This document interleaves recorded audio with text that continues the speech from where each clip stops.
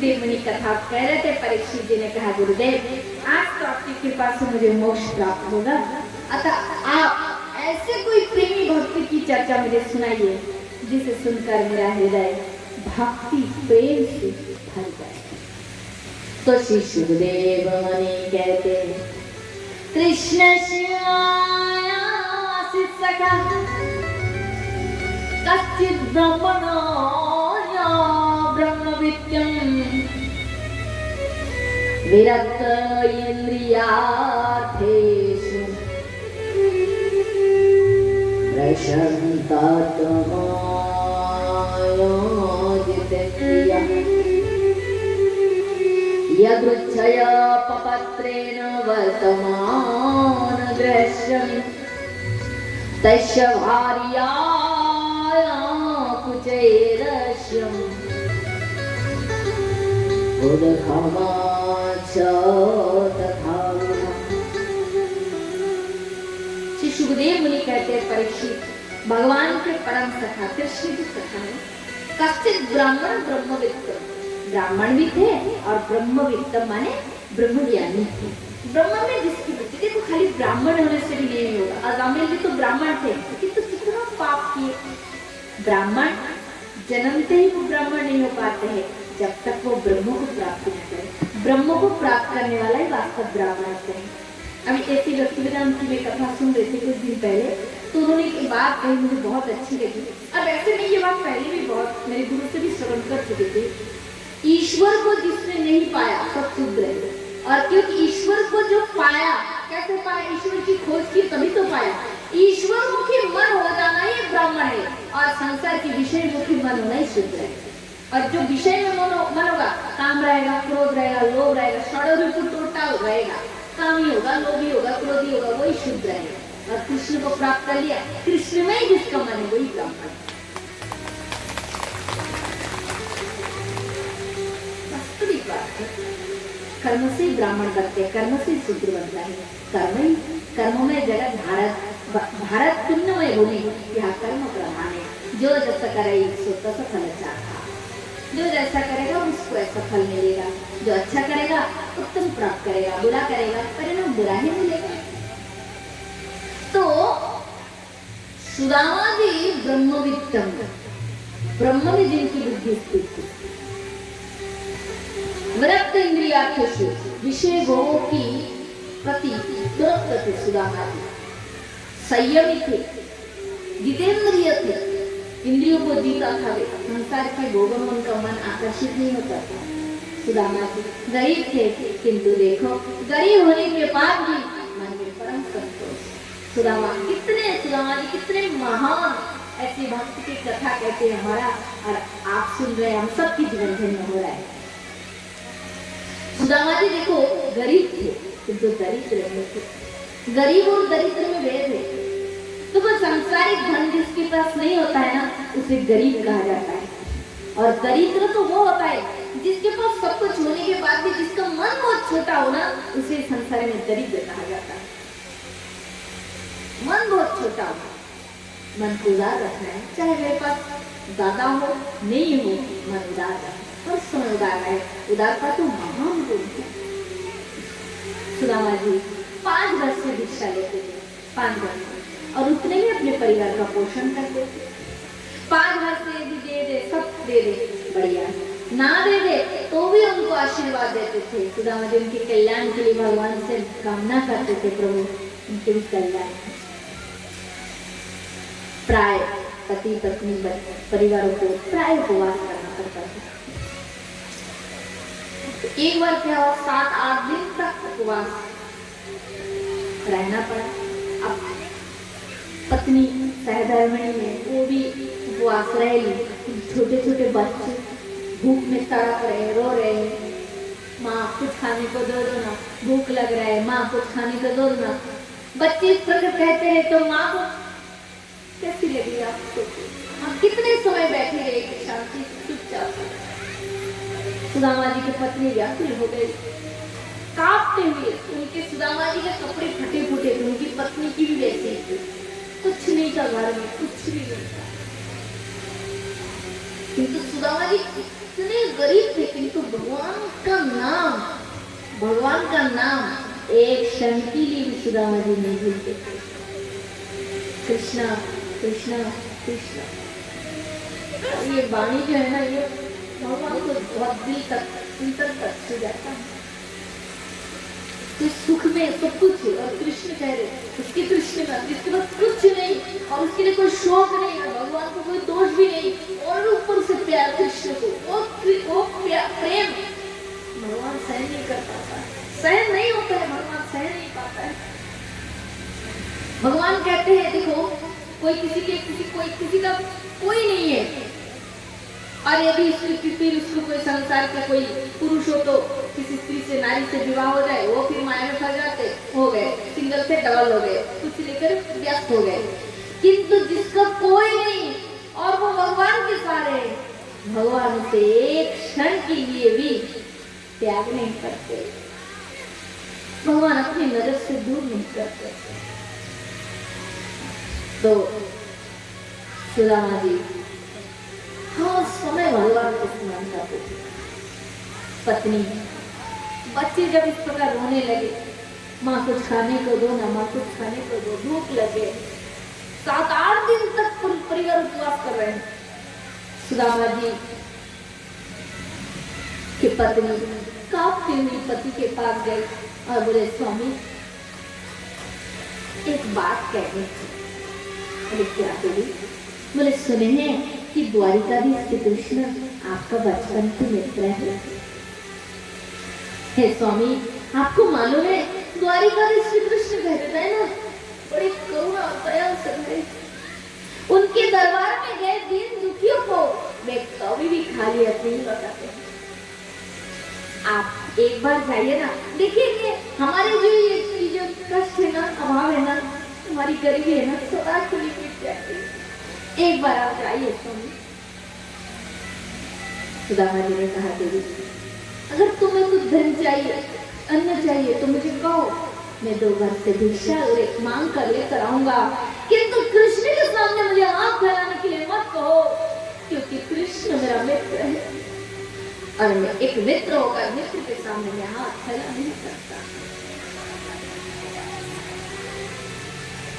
सुदामा जी के पत्नी ने बोली ठीक है स्वामी, धन के लिए ना सही, एक बार मिलने के लिए तो जा सकते हैं। कब बचपन में गुरुकुल में एक साथ पढ़ते थे तब मिले, आप संसार कर रहे हैं, राजा बन गए, आप भी शादी विवाह कर लिए, गृहस्थ बिठा लिए, क्या आपका मन नहीं होता कि एक बार जाकर कृष्ण से बचपन के मित्र से मिलो? मन नहीं होता। सुदामा जी ने विचार की बात तो सुनते, जीवन का क्या काम प्राण शरीर साथ छोड़ते कोई नहीं जानता, जीवन रहते एक बार अपने कन्हैया को देख तो लो, फिर कभी ऐसा भाग्य मिलेगा। सुदामा जी ने कहा सुनो, उनकी पत्नी का नाम था सुशीला देवी। बोले देवी यदि घर में कुछ देने की वस्तु हो तो तुम जल्दी से जाओ, मैं अपनी कन्हैया से आज मुश्किल मिलने जाऊंगा, मैं कन्हैया को देख के आऊंगा, मेरे कन्हैया कैसे है, एक बार नित्य भर को से देखूंगा, गले मिलूंगा। तो राजा बन गए, पता नहीं मुझे पहचानेगा कि नहीं। मेरे लिए तो सबसे बड़ी खुशी यही होगी यदि मेरा कन्हैया मुझे पहचान जाए और सुदामा मेरा मित्र कह के मुझे गले लगाए और मुझे बहुत शांति मिलेगी। सुदामा जी के पत्नी बोले अवश्य स्वामी आप जाए। सुदामा जी की पत्नी देखी तो घर में तो कुछ है ही क्या, तब पास के पड़ोसी से 2 मुट्ठे चिड़े जानते हैं उधार मांगकर लाई और अपने साड़ी के पल्लू को फाड़कर उस चिड़ों को बांधकर एक थैली बनाकर चिड़ों के टुकड़े को अपने पति के हाथ में दे दी और बोले स्वामी इसको अपने द्वारिकाधीश को देना, मित्र को देना और कहना हमारे लिए यही बहुत है, इससे ज्यादा हम आपके मित्र को क्या दे सकते हैं। सुदामा जी उस चिड़े को लेकर अपनी पत्नी से विदा होकर एक लाठी था, उस लाठी को लेकर चल पड़े अपने बचपन के मित्र कृष्ण से मिलने के लिए। द्वारिकाधीश एक बार बोलिए द्वारिकाधीश की जय। जय जय श्री राधेश्याम। सुदामा जी के शरीर पर एक अच्छा वस्त्र है, अब चरण में खड़ा हुए, सिर पर पगड़ी है, लाठी के सहारे चल रहे हैं। दिन भर चलते चलते सुदामा जी थक गए और एक वृक्ष के नीचे बैठते कह रहे कन्हैया तेरा ये द्वारिका नगर और कितना दूर है, कितना दूर है। जब सुदामा जी वृक्ष के नीचे बैठ गए हैं क्योंकि द्वारिका नगर बहुत दूर था, बहुत दूर। और सुदामा जी अपने लाठी के सारे चलते हुए द्वारिका जा रहे हैं। दूर नगरी बड़ी दूर नगरी, दूर नगरी बड़ी दूर नगरी, दूर नगरी बड़ी दूर नगरी, दूर नगरी बड़ी दूर नगरी। कैसे आओ मैं कन्हाए, कैसे आओ मैं कन्हाए, कैसे आओ मैं कन्हाए, कैसे आओ मैं कन्हाए। तेरे द्वारिका नगरी बड़ी दूर नगरी, दूर नगरी बड़ी दूर नगरी, दूर नगरी बड़ी दूर नगरी। सुना है लो मोहन, सुना है लो मोहन, सुना है लो मोहन, सुना है लो मोहन,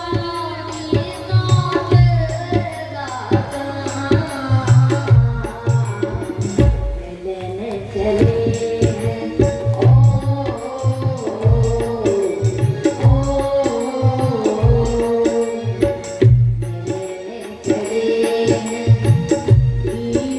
सुदामा लेने चले हैं,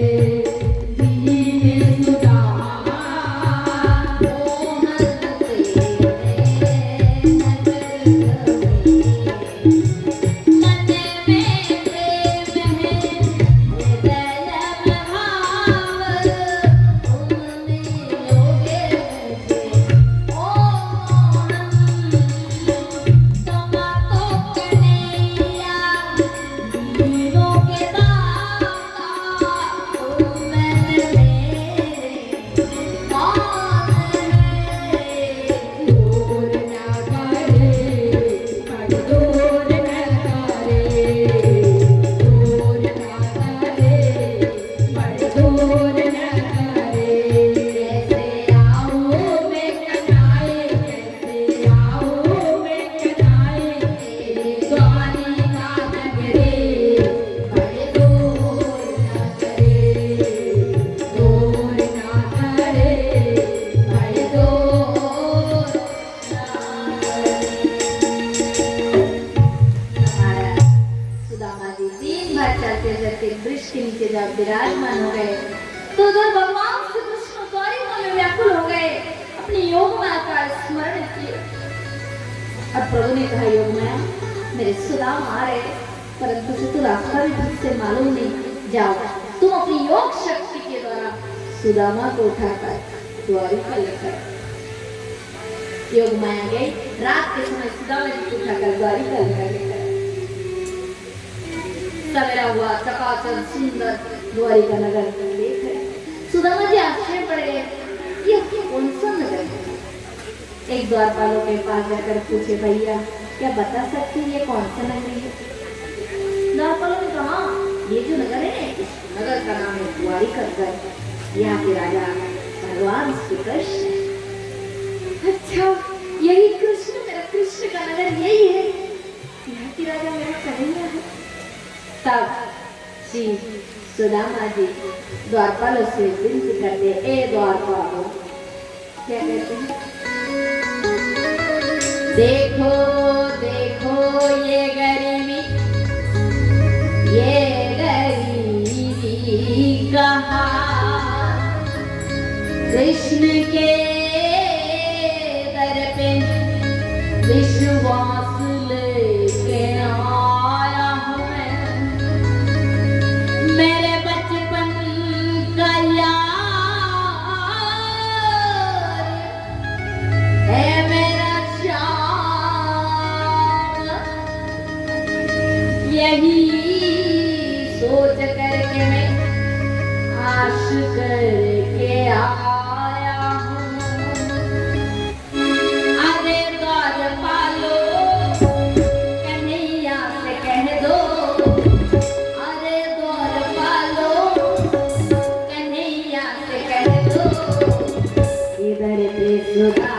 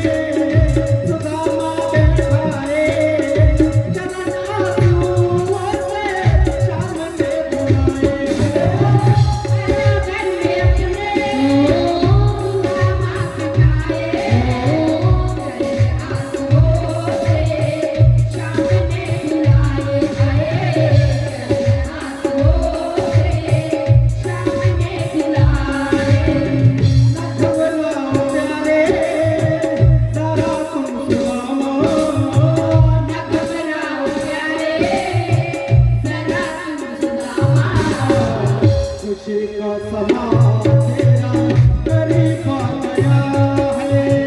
खुशी का समा तेरे करीब आ गया है। अरे पर पालो कन्हैया कह दो। अरे द्वार पालो कन्हैया से कह दो। की करके सुना अरे द्वार की करके सुना करे